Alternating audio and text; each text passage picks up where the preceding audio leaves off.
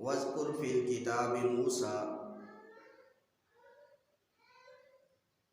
اور آپ ذکر کریں کتاب کے اندر موسیٰ علیہ السلام کا۔ اِنَّهُ کَانَ، بے شک وہ تھے، مخلصاً،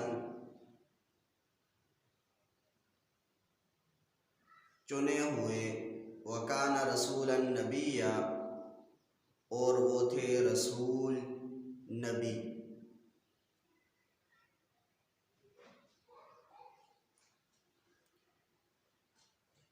دیکھیں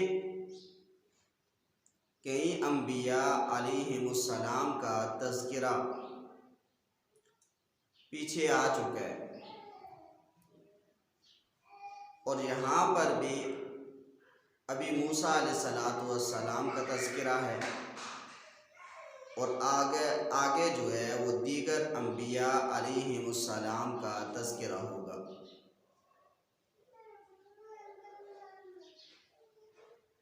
تو موسیٰ علیہ السلام کی زندگی یہ بھی بڑی عجیب زندگی تھی۔ موسیٰ علیہ السلام کے جو والد تھے ان کا نام تھا عمران، اور والدہ کا نام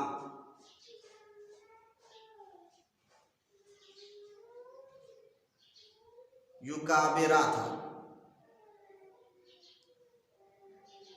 یہ مصر میں پیدا ہوئے،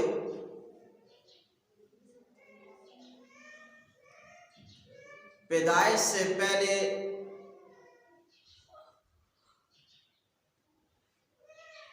ظالم فرعون کو ایک خواب آئی تھی، اس نے وہ اپنی جو خواب ہے وہ نجومیوں کے سامنے رکھی، تعبیر بتانے والوں کے سامنے رکھی۔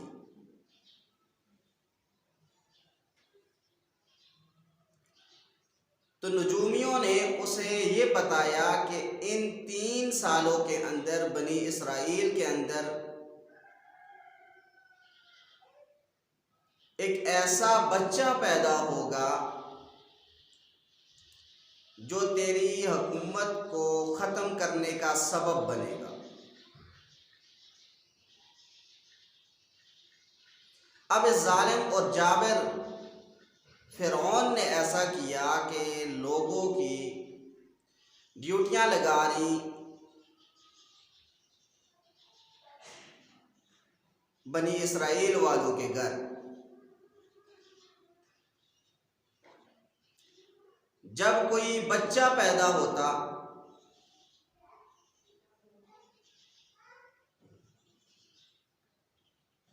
اور اس بچے کو یہ ذبح کروا دیتا تھا، اور بچی پیدا ہوتی تو زندہ چھوڑ دیتے تھے۔ یذبحون ابناءہم ویستحیون نساءہم۔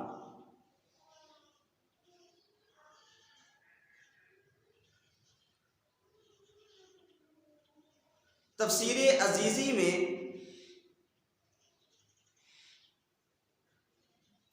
لکھا ہے کہ اس نے ان 3 سالوں کے اندر 12,000 بچوں کو اس نے ذبح کروایا تھا، قتل کر دیا تھا، اس خوف کی وجہ سے کہ ان میں سے ہی کوئی بچہ جو ہے وہ بڑا ہوگا اور میری حکومت کا خاتمہ کر دے گا۔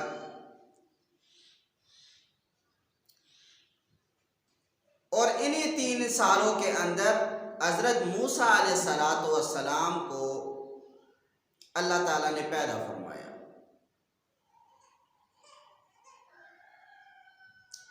موسیٰ علیہ السلام جس وقت پیدا ہوئے تو ان کی والدہ کی طرف وحی کی گئی، وحی الہام،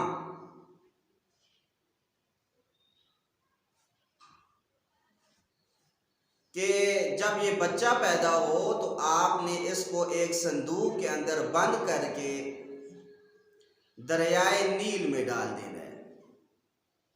جس کو بحر کلزم بھی کہتے ہیں۔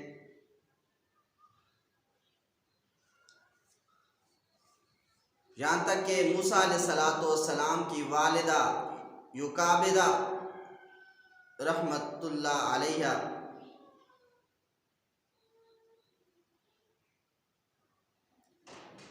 انہوں نے جب خوف محسوس کیا تو ایک صندوق کے اندر ڈال کر دریائے نیل کے اندر چھوڑ دیا۔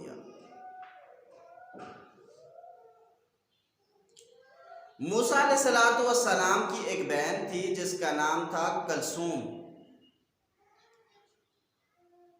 اس کو کہہ دیا کہ دور دور سے دیکھنا ہے تاکہ لوگوں کی نظر تم پہ نہ پڑے، دیکھنا کہ اس بچے کے ساتھ کیا کیا جاتا ہے۔ اب وہ صندوق پانی کے اندر ڈال دیا اور پانی اسے لے کے جا رہا ہے، اور اس دریائے نیل سے ایک نہر جاتی تھی جو فرعون کے باغوں کو سیراب کرتی تھی، اس سے سیراب کیے جاتے تھے۔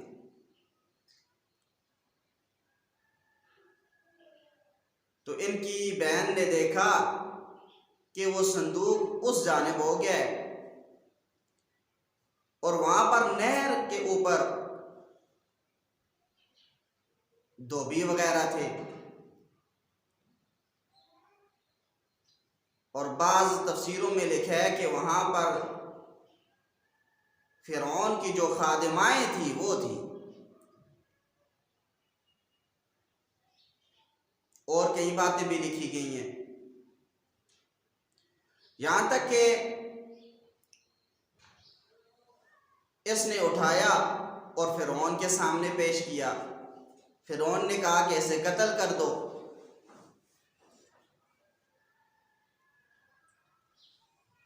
اور آسیہ جو فرعون کی بیوی تھی یہ کہنے لگی کہ نہیں، اسے قتل نہیں کرنا، ہماری ویسے بھی کوئی اولاد نہیں ہے تو اس وجہ سے ہم اس کو اپنا بیٹا بنا دیتے ہیں، یہ ہمیں کام وغیرہ آئے گا۔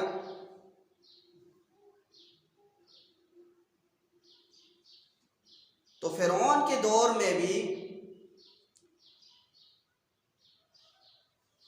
عورتوں کا اثر و رسوخ تھا، یہاں تک کہ آسیہ کی بات کو مان لیا گیا۔ یہ آسیہ مسلمان ہو گئی تھی،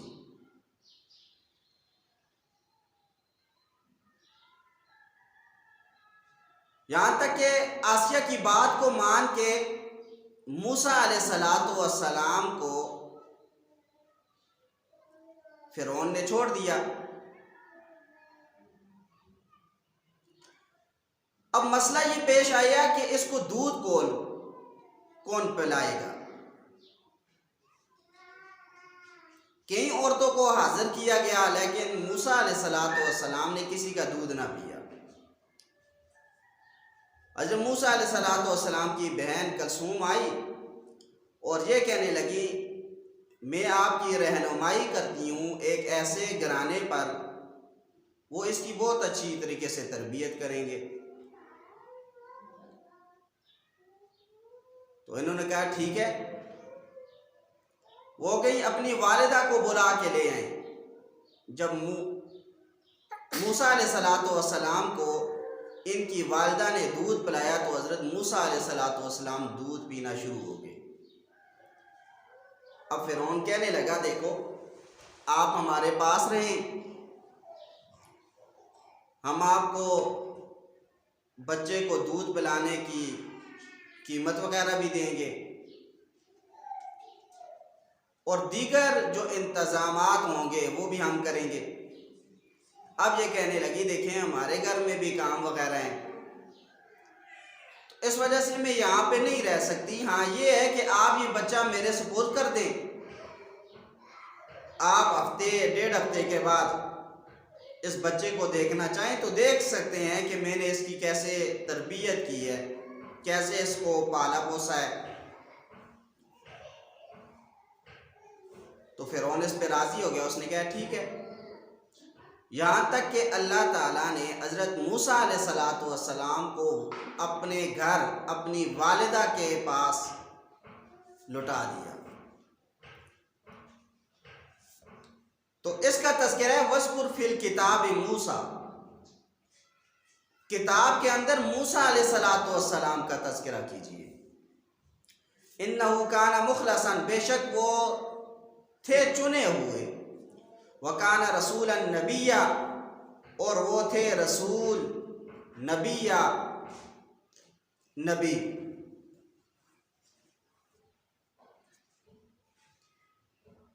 دیکھیں رسول اور نبی میں عرب کے بعض علماء جو ہے یہ فرق بیان کرتے ہیں، اور بعض کہتے ہیں کہ اس میں کوئی فرق نہیں ہے۔ رسول کا معنی ہے کہ رب کا پیغام لوگوں تک پہنچانے والا، اور نبی کہتے ہیں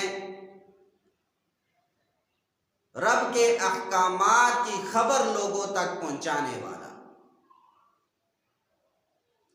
اگر یہ معنی لیا جائے تو پھر کوئی اعتراض وغیرہ اس پہ وارد نہیں ہوتا کہ حضرت موسیٰ علیہ السلام رسول بھی تھے، نبی بھی تھے۔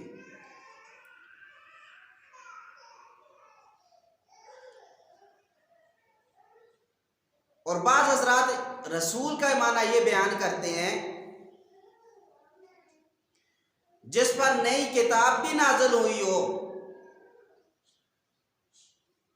اور مستقل شریعت بھی اللہ تعالیٰ نے اسے عطا کی ہو،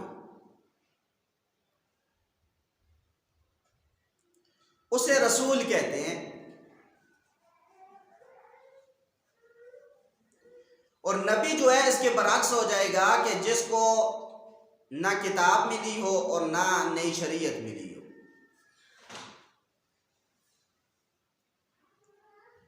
تو اس صورت میں ایک اشکال ہوگا کہ دیکھیں موسیٰ علیہ السلام کے بارے میں کہا گیا وَكَانَ رَسُولًا نَبِيًّا، اور وہ تھے رسول نبی۔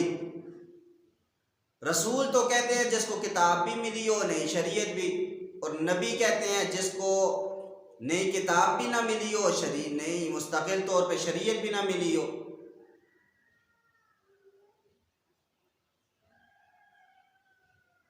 یعنی کہ موسیٰ علیہ السلام کو نئی کتاب ملی بھی تھی اور نئی بھی ملی تھی، مستقل شریعت ملی بھی تھی اور نئی بھی ملی تھی۔ تو یہ کیا بات ہوئی؟ اس کا علماء نے جواب یہ دیا ہے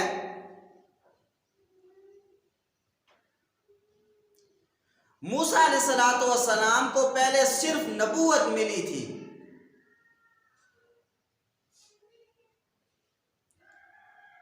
نئی کتاب نہیں ملی تھی۔ نئی کتاب اس وقت ملی ہے جب اللہ تعالیٰ نے فرعون کو غرق کر دیا تھا۔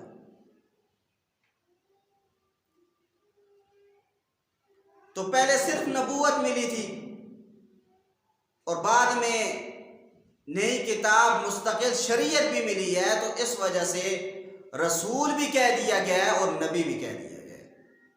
تو لہٰذا اس پہ کوئی اشکال واقع نہیں ہوتا۔ وَنَادَيْنَاهُ، اور ہم نے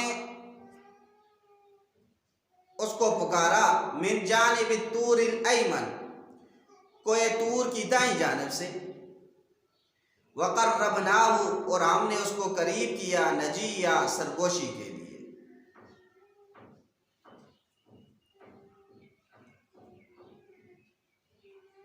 فرمایا وَنَادَيْنَاهُ مِن جانب الطور الایمن، ہم نے کوہ طور کی دائیں جانب سے ان کو پکارا۔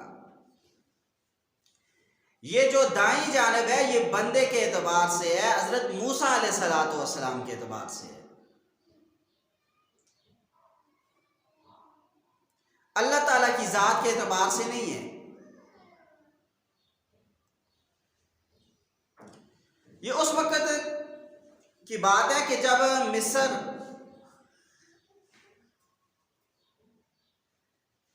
مصر سے موسیٰ علیہ السلام مدین چلے گئے تھے، جس وقت ان کے ہاتھ سے ایک قبطی مارا گیا تھا۔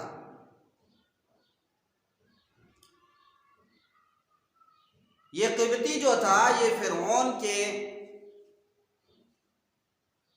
باورچیوں کا یہ افسر تھا۔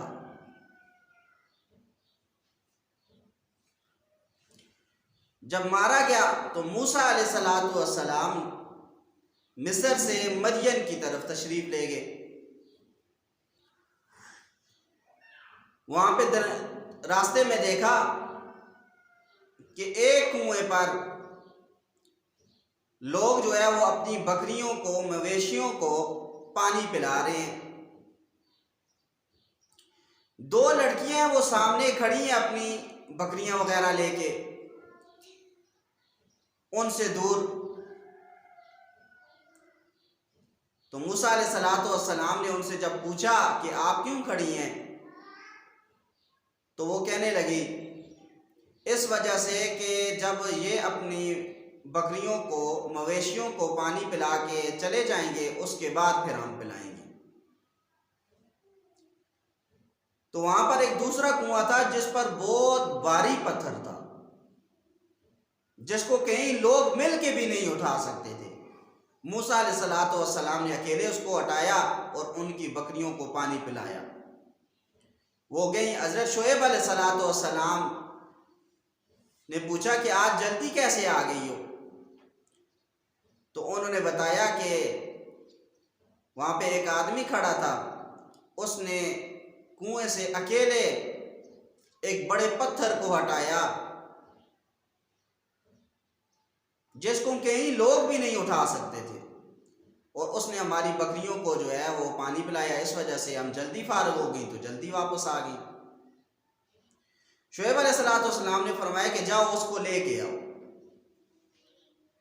ان میں سے ایک آئی،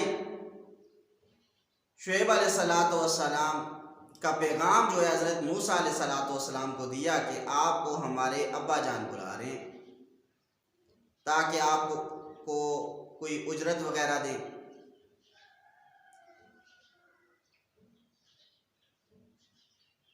تفسیر جلالین میں ہے کہ انہوں نے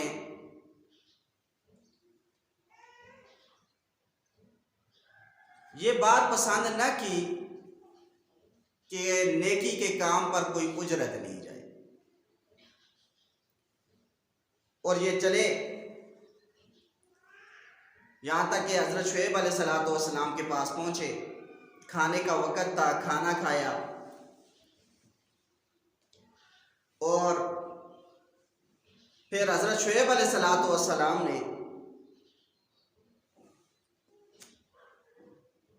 ان سے فرمایا کہ دیکھیں، آپ 8 سال تک اگر ہماری بکریوں کو چرائیں گے تو ہم آپ کے ساتھ اپنی ایک بیٹی کا نکاح کرا دیں گے۔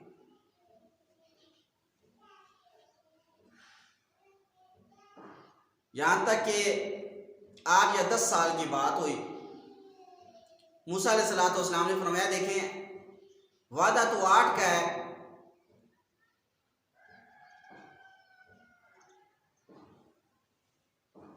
خیر جب یہ وعدہ کر دیا گیا تو قرآن کریم میں ہے موسیٰ علیہ السلام نے پھر 8 کے بجائے 10 سال وہ بکریاں چرائی، اور اپنی گھر والی کو جن کا نام حضرت صفورہ تھا لے کر اب دوبارہ جا رہے تھے مصر کی جانب۔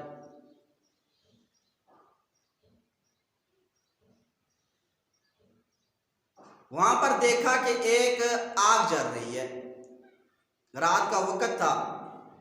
موسیٰ علیہ السلام اپنے اہل والوں کو کہنے لگے، گھر والوں کو، آپ رکیں، میں دیکھتا ہوں یہاں سے کوئی آگ کا انگارہ وغیرہ یا کوئی آگ یہ لے کے آتا ہوں تاکہ ہمیں راستہ وغیرہ معلوم ہو جائے. تو وہ حقیقت میں آگ نہیں تھی بلکہ تجلی تھی، نور تھا. تو اس کا یہاں پر تذکرہ ہے وَنَادَيْنَاهُ مِنْ جَانِبِ الطُّورِ الْأَيْمَنِ، ہم نے ان کو پکارا کوہ طور کی دائیں جانب سے، وَقَرَّبْنَاهُ، اور ہم نے ان کو قریب کیا، نجیہ، سرگوشی کے لیے.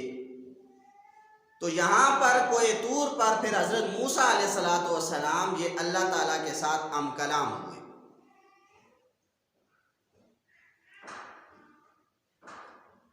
وَوَهَبْنَا لَهُ مِن رَحْمَتِنَا، اور ہم نے عطا کیا ان کو اپنی رحمت سے، اخاہ ہارون، ان کا بھائی ہارون، نبی یا نبی.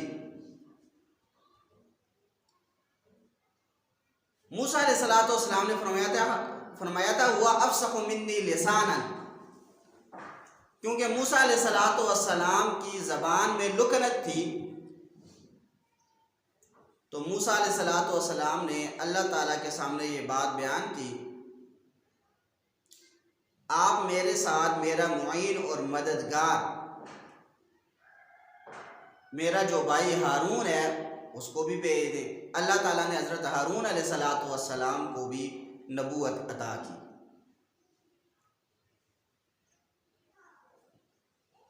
فرمایا کہ وہ وَهَبْنَا لَهُ مِن رَحْمَتِنَا أَخَاهُ ہارون، اور عطا کیا ان کو اپنی رحمت سے ہم نے ان کے بھائی ہارون، نبی یا جو نبی تھے.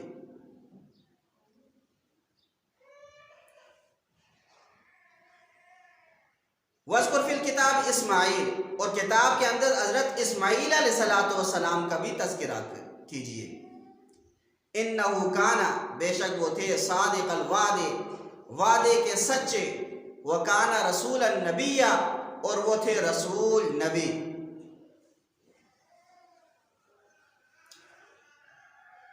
حضرت اسماعیل علیہ السلام یہ حضرت ابراہیم علیہ السلام کے بیٹے تھے. حضرت ابراہیم علیہ السلام کے 5 بیٹے تھے، حضرت اسماعیل، حضرت اسحاق، حضرت مدین، مدائن اور حضرت قیدار رحمت اللہ علیہ. یہ حضرت ابراہیم علیہ السلام کے 5 بیٹے تھے. تو یہاں پر اسماعیل علیہ السلام کا تذکرہ فرمایا وَاذْكُرْ فِي الْكِتَابِ اسماعیل، کتاب کے اندر اسماعیل علیہ السلام کا تذکرہ کیجئے. اِنَّهُ كَانَ صَادِقَ الْوَعْدِ، بے شک وہ وعدے کے سچے تھے. اکثر حضرات نے یہاں پر ایک واقعہ لکھا ہے. وہ واقعہ یہ ہے کہ حضرت اسماعیل علیہ السلام ایک لمبے طویل سفر میں تھے، ان کے ساتھ ایک ساتھی بھی تھے. راستے میں درخت آئے، حضرت اسماعیل علیہ السلام اس درخت کے نیچے بیٹھ گئے اور اپنے ساتھی سے کہا دیکھو یہ ایک گاؤں ہے، ایک علاقہ ہے، اس علاقے میں جاؤ اور کھانے پینے کی کچھ اشیاء لے کے آؤ. اور ان کے ساتھی جو ہے وہ کہنے لگے حضرت آپ یہاں پر تشریف رکھیں، میں جاتا ہوں اور کھانے پینے کی اشیاء لے کے آتا ہوں. یہاں تک کہ وہ گئے علاقے کے اندر اور وہاں پر ماحول ہی کچھ ایسا تھا کہ وہاں کی رونقوں میں وہ کھو گئے اور بھول گئے کہ میں نے کچھ چیزیں لے کے واپس جانا تھا. تفاسیر کے اندر لکھے کہ وہ 1 سال تک اس علاقے کے اندر ہی رہے، اور بعض تفاسیر کے اندر 3 سال بھی لکھا گیا. 3 سال کے بعد یاد آیا تو واپس آئے. دیکھا کہ حضرت اسماعیل علیہ السلام وہیں بیٹھے تھے جہاں بیٹھنے کا وعدہ کیا تھا کہ میں یہیں پہ بیٹھوں.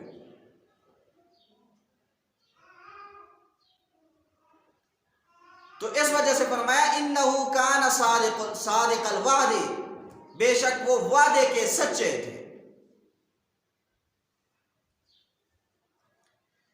اسی طریقے سے بعض حضرات نے یہ بات بھی لکھی ہے کہ جب حضرت ابراہیم علیہ السلام کو خواب آیا تھا کہ میں اپنے بیٹے اسماعیل کو ذبح کر رہا ہوں،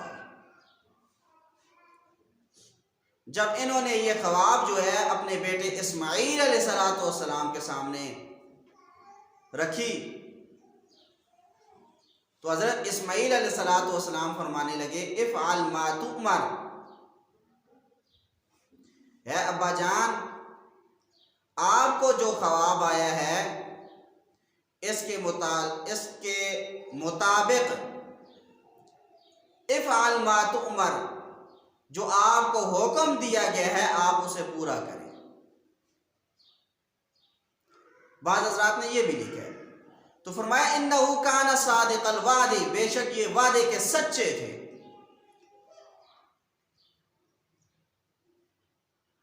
سنن ابی داؤد کے اندر روایت موجود ہے، حضرت عبداللہ بن ابی الحمصہ رضی اللہ تعالیٰ عنہ اس کے راوی ہیں، فرماتے ہیں کہ میں نے نبی علیہ السلام سے کچھ سامان خریدا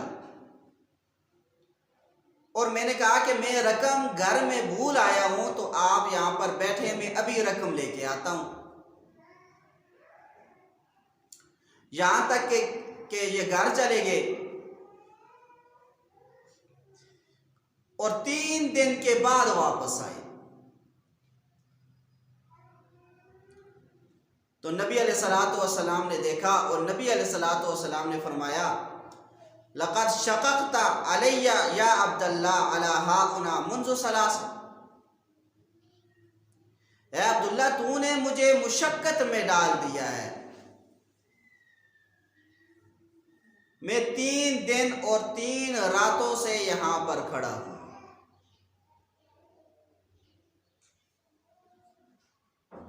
تو آپ خود اندازہ لگا لیجئے گا.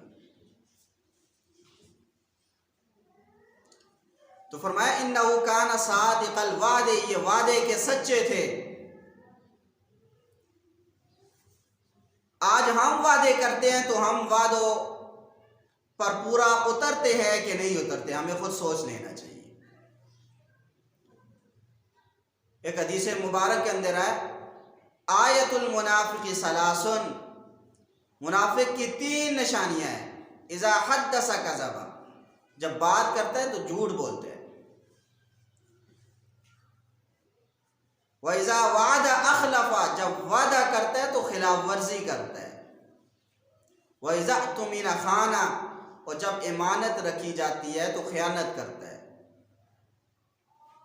فرمایا وَإِذَا وَعَدَ أَخْلَفَ، منافق کی ایک نشانی یہ بھی ہے جب وعدہ کرتا ہے تو خلاف ورزی کرتا ہے، وعدے کو توڑ دیتا ہے. تو اللہ تعالی ہمیں وعدہ خلافی کرنے سے بچائے. تو فرمایا انہو کان صادق الوعد،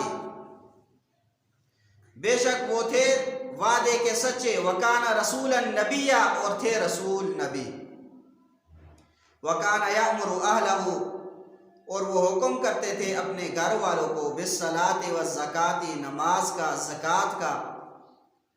وکان عند ربہ مرضیہ، اور وہ تھے اپنے رب کے ہاں پسندیدہ.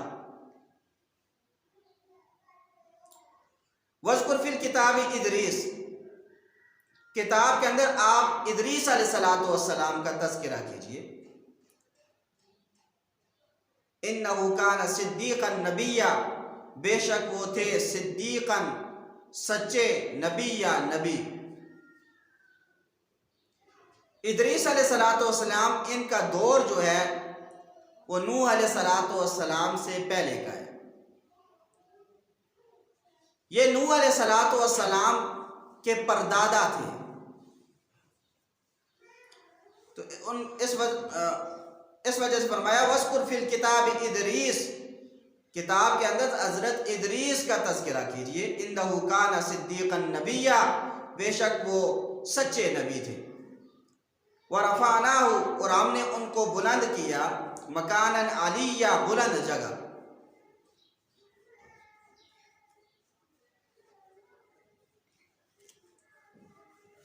اس وجہ سے علماء نے عقائد کی کتاب کے اندر لکھا ہے 4 انبیاء یہ زندہ ہیں، 2 آسمانوں پہ اور 2 زمین پہ. آسمانوں پہ جو زندہ ہیں وہ ایک حضرت ادریس علیہ السلام ہے اور دوسرے حضرت عیسیٰ علیہ السلام ہے.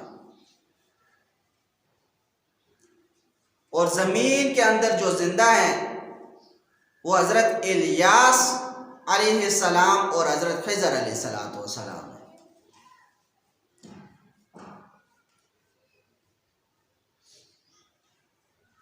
تو حضرت عیسیٰ علیہ السلام کا زندہ ہونا آسمانوں پر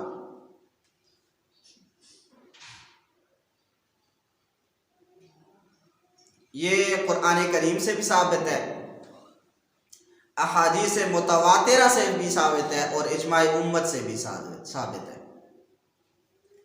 اس وجہ سے حضرت عیسیٰ علیہ السلام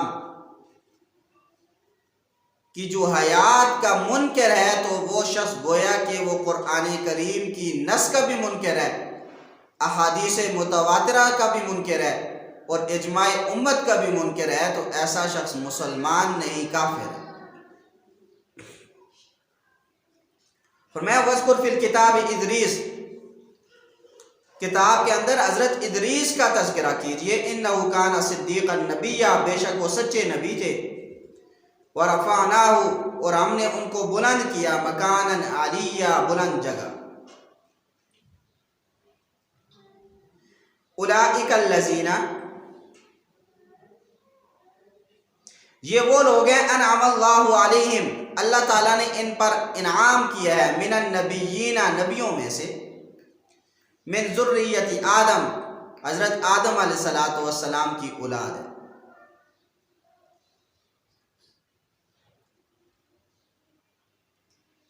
حضرت آدم علیہ السلام کی اولاد. وَمِمَّنْ حَمَلْنَا مَعَ نُوحٍ، اور جن کو ہم نے نوح علیہ السلام کے ساتھ سوار کیا. نوح علیہ السلام کے ساتھ جو سوار ہوئے تھے وہ 80-82 آدمی تھے. ان کے 4 بیٹوں میں سے ایک بیٹا جو تھا وہ کافر تھا، کنعان اس کا نام تھا. 4 بیٹے تھے، سام، حام، یافس اور کنعان.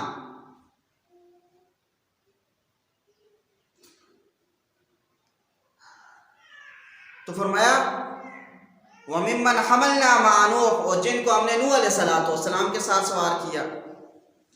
وَمِنْ ذُرِّيَّةِ إِبْرَاهِيمَ، اور حضرت ابراہیم علیہ السلام کی اولاد میں سے. وَإِسرائیل، اور اسرائیل علیہ السلام. میں نے پیچھے تفصیلاً اس پہ بات کی ہے کہ اسرائیل جو ہے یہ حضرت یعقوب علیہ السلام کا لقب تھا. اسرائیل کا معنی عبداللہ.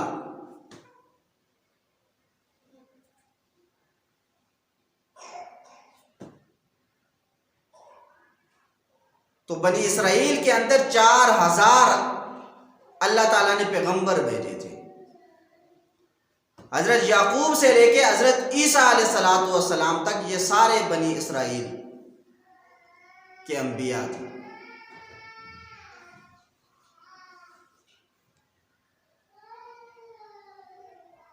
وَمِمَّنْ هَدَيْنَا، اور وہ لوگ جن کو ہم نے ہدایت دی. وَاجْتَبَيْنَا، اور ہم نے ان کو چنا.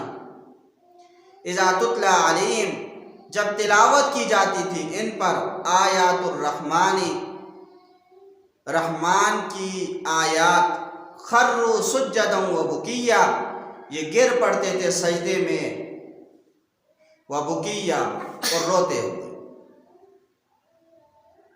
فخلف من بعدہم خلف، پس خلیفہ بنے ان کے بعد خلف، نااہل لوگ، اضاعوا الصلاۃ، وہ ضائع کرتے تھے نمازوں کو، واتبعوا الشہوات، اور خواہشات نفس کی پیروی کرتے، فسوف، پس عن قریب، یلقون، وہ داخل کیے جائیں گے، غیا، ہلاکت میں یا گمراہی میں۔ غی جہنم کی ایک وادی کا بھی نام ہے۔ تو فرمایا دیکھو ان کے بعد نااہل لوگ جو ہے وہ خلیفہ بنے۔ ان کی پہلی نشانی یہ بتائی کہ اضاعوا الصلاۃ، وہ نماز کو ضائع کرنے والے تھے۔ نماز کسی حالت میں بھی معاف نہیں ہے، جنگ کی حالت میں بھی معاف نہیں ہے۔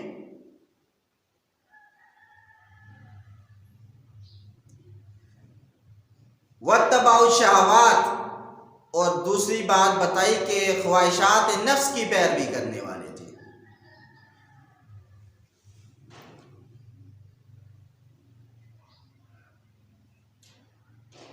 تو اس وجہ سے ہمیں خواہشات نفس کی پیروی سے اجتناب کرنا چاہیے۔ فسوف یلقون غیا، ان قریب وہ داخل کیے جائیں گے ہلاکت میں، جہنم میں یا گمراہی میں۔ الا، مگر، من، وہ شخص، تابا، جس نے توبہ کی، وآمنا، اور ایمان لایا، وعمل صالحا، اور نیک اعمال کیے، فاولئک یدخلون الجنۃ، پس یہی لوگ جنت میں داخل کیے جائیں گے، ولا یظلمون شیئا، اور ان پر ذرہ برابر بھی ظلم نہیں کیا جائے گا۔ تو فرمایا الا من تابا، جو شخص توبہ کرے۔ یہ بات ذہن میں رکھ لیں،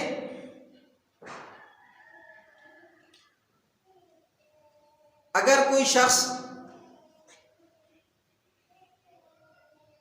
نماز نہیں پڑھتا، زکوٰۃ ادا نہیں کرتا، تو اس کا یہ مطلب ہرگز نہیں ہے کہ بس وہ توبہ کر لے تو بس اس کی نمازیں بھی گئی اور زکوٰۃ بھی ادا ہو گئی، ایسا ہرگز نہیں ہے۔ اسی طریقے سے کسی سے پیسے لیے ہیں یا چرائے ہیں، اب یہ نہیں ہے کہ بس اللہ سے توبہ کر لے تو بالکل یہ معاف ہو گیا، ایسا ہرگز نہیں ہے۔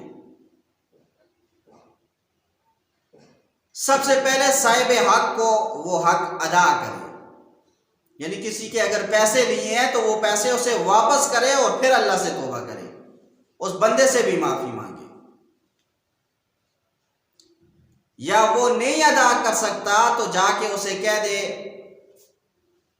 میں نے پیسے لیے تھے لیکن میں ادا نہیں کر سکتا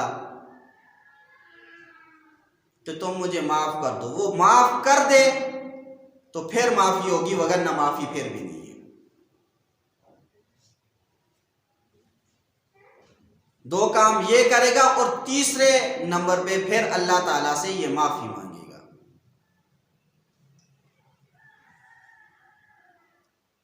تو فرمایا الا من تابا، مگر وہ شخص جس نے توبہ کی، وہ آمنا، اور ایمان لایا، وعمل صالحا، اور نیک اعمال کیے، فاولئک یدخلون الجنۃ، بس یہی لوگ جنت میں داخل کیے جائیں گے، ولا یظلمون شیئا، اور ذرہ برابر بھی ان پر ظلم نہیں کیا جائے گا۔ جنات عدن،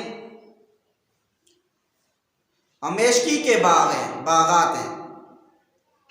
جنات عدن التی، ہمیشگی کے وہ باغ ہیں، التی وعد الرحمن عبادہ، کہ جن کا وعدہ اللہ تعالیٰ نے اپنے بندوں سے کیا ہے، بالغیب، بن دیکھے، جیسے ہمارا ایمان اللہ تعالیٰ کی ذات پر بن دیکھے ہے، ایسے ہی جنت پر ہمارا ایمان بھی بن دیکھے ہے۔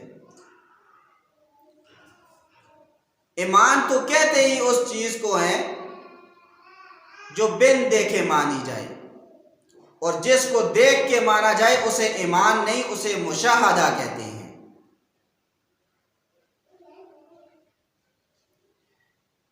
تو فرمایا جنات عدن التی، ہمیشگی کے وہ باغ، التی وعد الرحمن عبادہ بالغیب، کہ جن کا وعدہ اللہ تعالیٰ نے، رحمان نے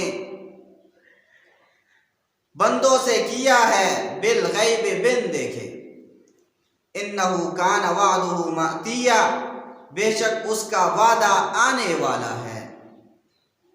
لا یسمعون فیہا، نہیں سنیں گے، فیہا اس جنت میں، لغون بےہودہ چیز، الا سلاما، مگر سلامتی، مگر سلام۔ اس سے ایک بات یہ بھی پتہ چلتی ہے کہ جنت کے اندر بھی عبادت ہوگی۔ وہ حضرات جو کہتے ہیں کہ عبادت صرف دنیا میں ہے، آخرت میں نہیں ہے، ان پر بھی رد ہے، کیونکہ یہاں پر جس کا تذکرہ ہے یہ دنیا کا نہیں ہے، یہ آخرت کا ہے، جنت کا ہے۔ وہاں پر فرشتے کہیں گے تحیتہم فیہا سلام، آپس میں ملیں گے، سلامتی ہوگی۔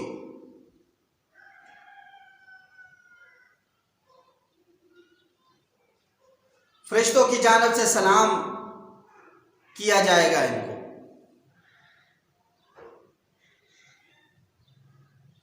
تو اس وجہ سے بعض حضرات کا یہ شوشہ چھوڑنا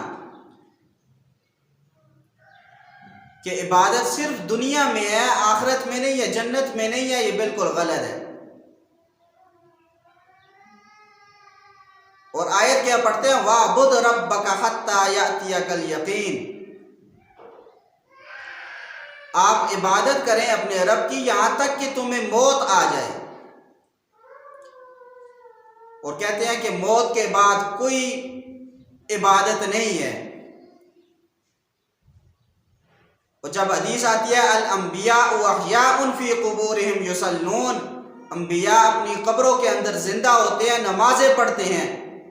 اب یہ کہنا شروع کر دیتے ہیں، اب دیکھو ایک جانب قرآن ہے، دوسری جانب حدیث ہے، تو لہٰذا یہ حدیث قرآن کے خلاف ہے، تو لہٰذا حدیث کو چھوڑ دیتے ہیں۔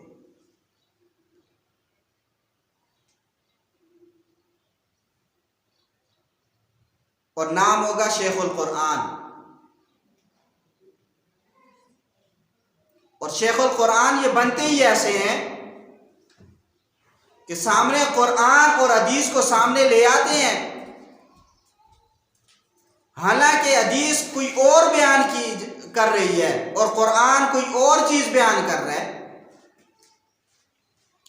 لیکن ٹکراؤ پیدا کر کے کہتے ہیں نہیں، لہذا یہ حدیث قرآن کے خلاف ہے تو حدیث کو چھوڑ دو، قرآن کو لے لو۔ اور عام لوگ یہ سمجھتے ہیں واہ جی بڑے علامہ صاحب ہیں، دیکھو نا انہوں نے اس حدیث کو پہچان لیا ہے کہ جو قرآن کے مخالف ہے۔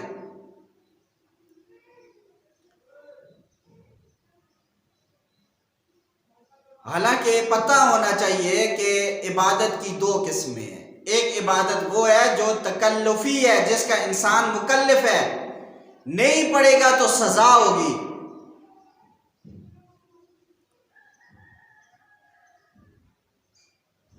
تو اس عبادت کے بارے میں فرمایا وَاعْبُدْ رَبَّكَ حَتَّى يَأْتِيَكَ الْيَقِينُ، اپنے رب کی عبادت کرو یہاں تک کہ تمہیں موت آ جائے، یعنی عبادت تکلفی کرو جس کا انسان کو دنیا میں مکلف بنایا گیا۔ اور الانبیاء احیاء فی قبورہم یصلون، اس کے اندر جو عبادت ہے یہ تکلفی نہیں ہے، یہ تلذذی ہے، لذت حاصل کرنے کے لیے۔ تو اس وجہ سے قبر کے اندر جو عبادت ہوگی جنت میں جو عبادت ہوگی یہ لذت حاصل کرنے کے لیے ہوگی،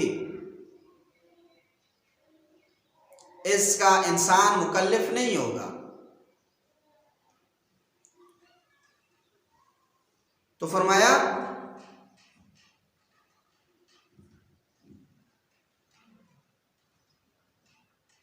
لا يسمعون فيها لغوا، نہیں وہ سنیں گے اس جنت میں بیہودہ چیز،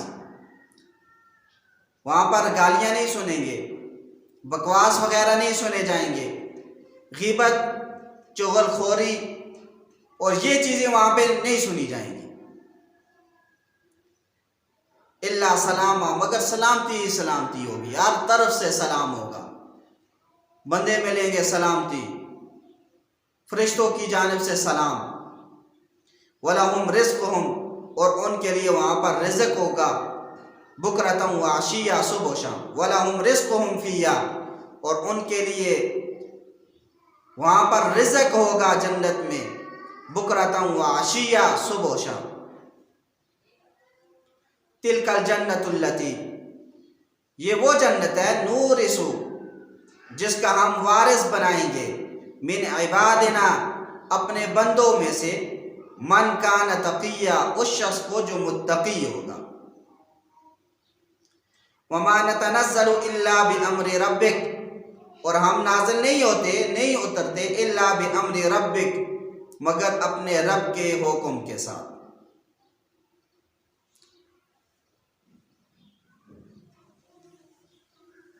اس آیت کو سمجھنے سے پہلے یہ بات سمجھ لیں، جبرائیل علیہ السلام ایک مرتبہ نبی علیہ السلام کے پاس آئے، تو نبی علیہ السلام کی یہ خواہش تھی کہ جبرائیل زیادہ آیا کریں۔ تو نبی علیہ السلام نے جبرائیل علیہ السلام کے سامنے جب یہ بات رکھی، تو اس وقت جبرائیل علیہ السلام نے یہ فرمایا کہ دیکھیں ہم صرف اللہ تعالیٰ کے حکم کے مطابق چلتے ہیں، لا یعصون اللہ ما امرہم، اللہ جو ہمیں حکم دیتے ہیں ہم اس کی ذرہ برابر بھی نافرمانی نہیں کرتے، جب حکم ہوتا ہے تو آتے ہیں، جب حکم نہیں ہوتا تو نہیں آتے۔ تو فرمایا وما نتنزل الا بامر ربک، ہم نہیں نازل ہوتے الا بامر ربک، مگر آپ کے رب کے حکم کے مطابق۔ لہو، اسی کے لیے، ما بین ایدینا، جو چیزیں ہمارے آگے ہیں، وما خلفنا، اور جو ہمارے پیچھے ہیں، وما بین ذالک، اور جو اس کے درمیان ہے، وما کان ربک نسیا، اور آپ کا رب آپ کو نہیں بھولا، رب السماوات والارض، وہ آسمانوں کا بھی رب ہے، زمین کا بھی رب ہے، وما بینہما، اور جو کچھ آسمان اور زمین کے درمیان ہے اس کا بھی رب ہے، فاعبدہ، بس آپ اسی کی عبادت کریں، واصطبر لعبادتی، اور اس کی عبادت پر قائم دائم رہیں، حل تعلم، کہ آپ جانتے ہیں، لہو، اس کے لیے، سمیہ، کوئی اس کا ہم نام۔